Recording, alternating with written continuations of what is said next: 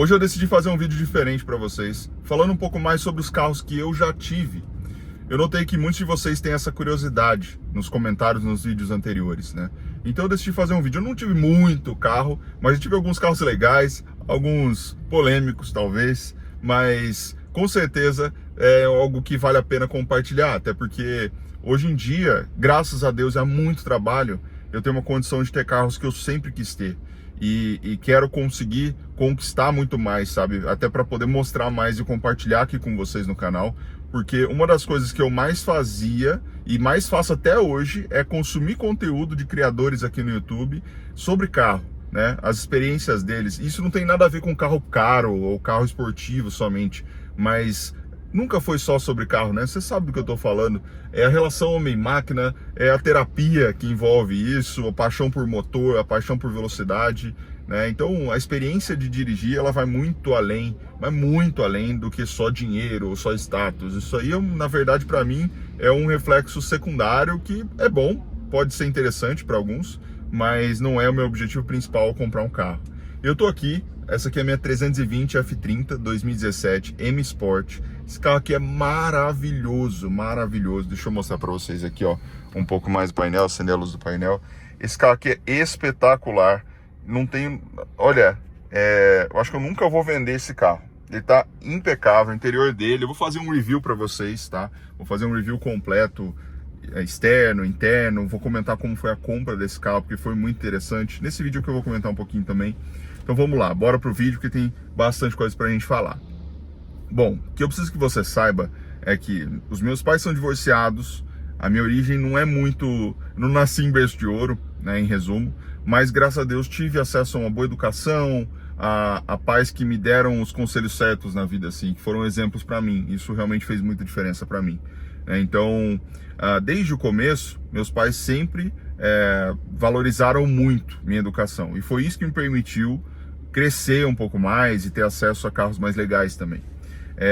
Sempre que eu vou tomar a decisão de comprar um carro, eu penso primeiro no proveito, no prazer de ter esse carro, tá?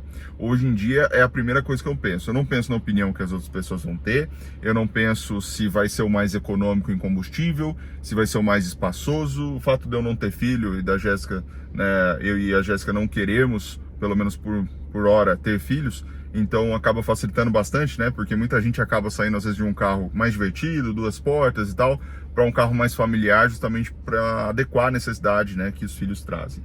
Mas vamos lá, deixa eu contar para vocês quais foram os carros que eu já tive. Quando eu completei 18 anos, eu comecei a dividir o carro com a minha mãe. Então eu comecei a ajudá-la a pagar o carro, era financiado, e comecei a usar o carro. Então eu vou considerar como meus também, porque eu ajudava financeiramente, tá? Quando eu completei a maioridade, a gente tinha um Fiat Palio, 2 portas, azul. Coisa mais linda. Eu sempre gostei do Palio, sempre achei um carrinho legal de dirigir. Era um carro que, serviu para tudo, nunca deu uma dor de cabeça, embora a gente não cuidasse tão bem, a gente não tinha condição de fazer uma manutenção tão boa. Eu tava sempre com um pneu de cada marca, sabe aquele negócio? Mas eu tenho memória muito legal com ele, assim. E foi o carro que eu aprendi de fato a dirigir, que eu fui, né, pegar o contato e eu me apaixonei. Não é extremamente rápido, obviamente, mas é um carro divertidíssimo de andar. Tenho saudade, não tinha conta-giro, tinha que ficar no ouvido, enfim. E eu fui simplesmente apaixonado por esse carro. Foi um carro que serviu demais para nós e que eu só tenho a agradecer por ter tido esse carro. Foi nele também que eu comecei a fazer aquelas besteiras, né, de dar um cavalo de pau, aquelas coisas. E eu lembro que no caminho de volta da faculdade tinha uma parte bem fechada, assim, uma rua bem vazia, que não tinha cruzamento nem nada, e tinha aquelas folhinhas amarelas que caem de árvore, e às vezes ficava úmido por causa da chuva.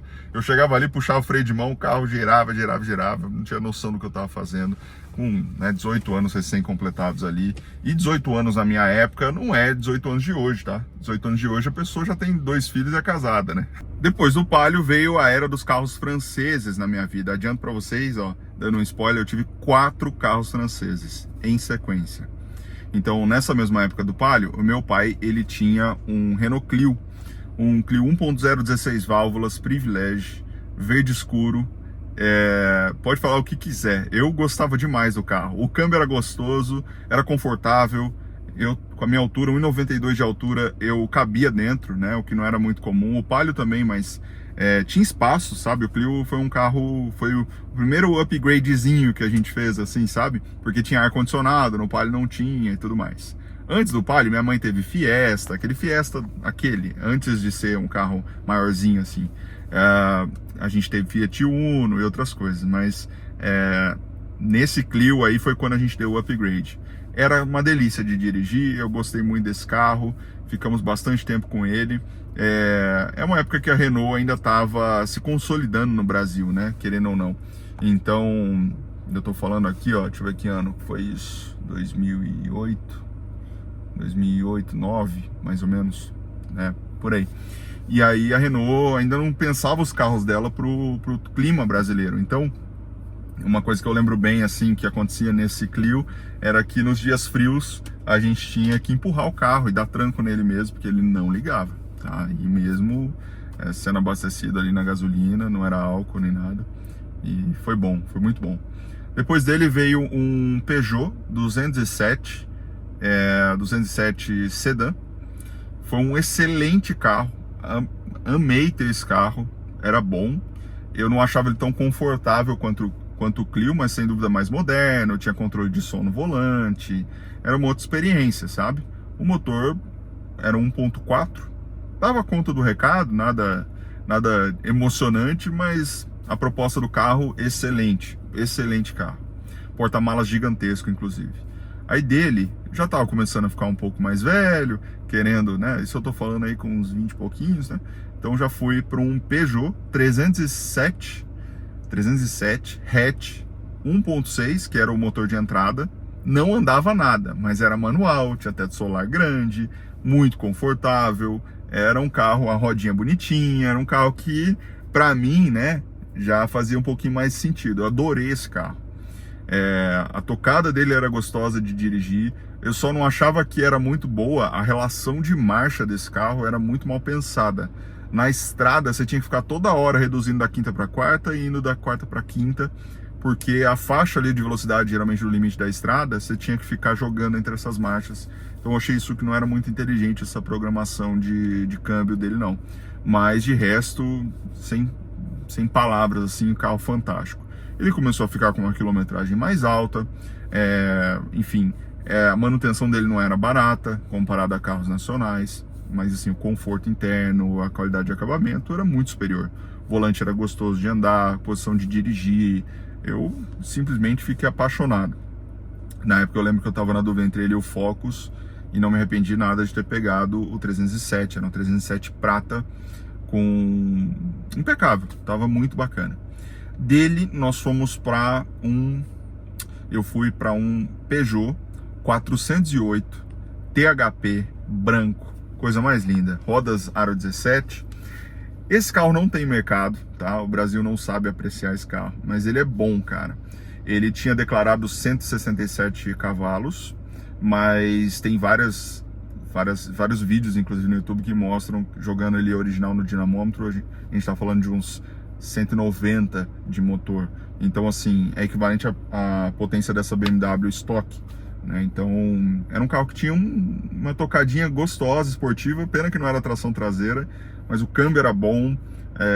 Experiência de dirigir. O meu era 2012 e ele já tinha sensor frontal, sensor traseiro, já tinha o farol direcional, então se virava o volante ele virava um pouquinho, era muito legal. Ele tinha muita tecnologia, airbag pra caramba, espaço pra caramba. Eu tenho muita saudade desse carro. Depois esse carro ficou um tempo com a minha mãe e eu fiquei um tempo sem carro. Não era prático, não cabia no bolso, foi um tempo mais complicado. Depois desse tempo aí do Peugeot, eu aí eu mudei para uma casa com mais espaço e tudo mais. Aí foi em 2021 que eu peguei essa BMW aqui, a F30 320 preta. E a história desse carro é maravilhosa, porque é o seguinte: eu sempre quis ter dessa geração. Quando a gente foi comprar, eu já tinha condição de pegar uma da geração G20, mas eu acho esse carro aqui mais legal, por vários motivos. No review dele vocês vão ver mais detalhadamente. Mas o que aconteceu? Eu nunca tinha dirigido uma 320 na minha vida. A única BMW na qual eu tinha andado na minha vida e nem era como motorista foi uma X5 3.0, num evento que eu participei, foram me buscar com esse carro e eu adorei, né? BMW, amor à primeira vista. E na infância eu sempre fui tarado por Mercedes, né? Sempre foi Mercedes, mas quando você tem a experiência de direção, quem gosta de carro mesmo, talvez tenda um pouco mais pro lado da BMW. E aí eu sempre gostei, preto é minha cor preferida para carro, então fui pesquisando e tudo mais, e eu achei uma F30 M Sport preta em Curitiba com 60 mil quilômetros. Fiz a proposta, o cara falou, olha, chegou um cara antes aqui, provavelmente ele vai confirmar a proposta dele amanhã, e o cara acabou confirmando, eu acabei perdendo aquela compra, fiquei puto da vida, queria muito ter levado aquele carro. Aí o que aconteceu? Abro o Web Motors, aparece essa aqui. 2017, era a menos rodada do país, estava na época com 26 mil quilômetros. Carro íntegro, perfeito, era do dono da loja do carro lá em São Caetano do Sul, eu tô em Londrina, no Paraná. E aí o que eu fiz? Eu sempre fui de assistir YouTube, gosto muito de carro, como vocês podem notar, né? Senão não teria um canal disso. Então eu encomendei já o pré-compra e o laudo cautelar a serem feitos lá na Pit Stop Shop. Então falei, olha, se você levar lá na Pit Stop e tiver tudo certo, eu levo o carro. Lembrando, eu nunca tinha dirigido uma 320 na minha vida, eu comprei o carro sem saber como é dirigir, tá? Mas eu tinha certeza que ia funcionar, eu tinha certeza que eu ia gostar. Então, beleza, o cara levou lá, eles fizeram o pré-compra, tudo impecável, disseram que a única coisa que tinha que fazer era trocar óleo, elogiaram muito o carro, disseram que era dos modelos, um dos exemplares mais íntegros que eles avaliaram lá, e fizemos o laudo cautelar. O pessoal da Decra tem um convênio com eles lá e acabou sendo com eles também. O que aconteceu? Pix na conta, preparação estágio 2, antes de eu ver o carro, antes de eu chegar pessoalmente no carro. Então o pessoal da Pit Stop falou, olha, é muito comum o pessoal aqui fazer a preparação estágio 2, porque acaba trazendo à tona o que o carro tem para te oferecer, né? E na época eu tinha pesquisado bastante, né? Eu já tinha decidido fazer a preparação, mas eles enalteceram esse ponto, eu falei, então vamos fazer já. Eu tinha em mente fazer igual eu fiz com a M240, né? Ficar um tempo com ela original, e ela ainda tá original, para depois fazer a preparação e poder comparar.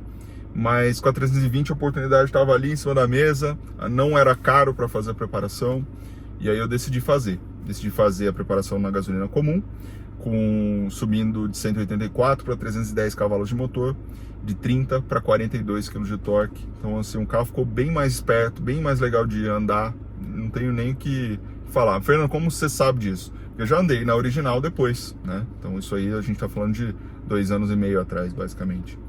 E o carro, tô com ele até hoje, ele tá com 44.500 quilômetros.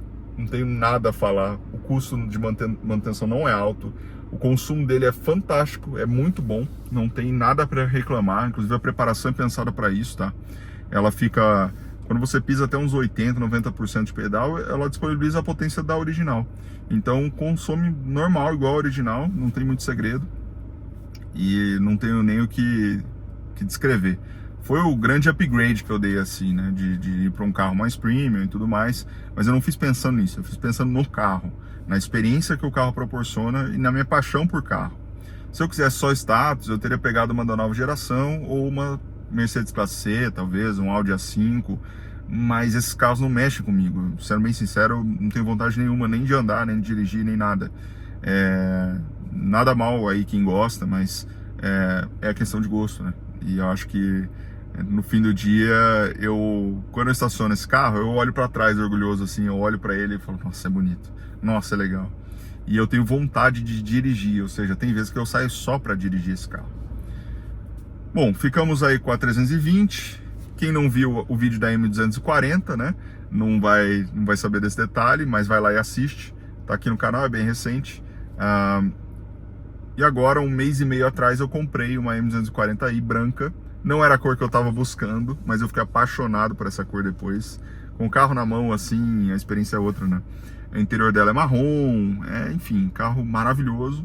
Ela tá original, ela tem um motor 6 cilindros, de 340 cavalos declarados pela BMW, a gente sabe que é um pouquinho mais, na casa aí dos 50 kg de torque, se eu não me engano. É, por aí. E é um carro fantástico. E em vez de trocar essa aqui numa 330e, nós decidimos, eu e minha esposa, não vender esse carro. Embora já tinha tomado a decisão, mas de última hora voltei atrás. Ficamos com esse carro e pretendo ficar com ele sempre, não pretendo vender. A não sei que aconteça um negócio da China que apareça aí para nós, mas muito difícil. E também agora a gente adicionou a M240i, que vocês veem aqui no canal. Acho que é isso, resumi bem. Se você gostou dessa história, se você quer que eu mostre mais da minha vida, como que são as coisas por aqui, meu dia a dia com os carros, não esquece de se inscrever no canal, deixar o seu like e comentar aqui embaixo o que você quer ver no canal. Acho que a coisa mais importante é a opinião de vocês. Eu não gosto de criar conteúdo, eu gosto de responder conteúdo, ou seja, vocês me pedem, eu vou lá, gravo e mostro aqui, tá bom? Então muito obrigado, até o próximo vídeo.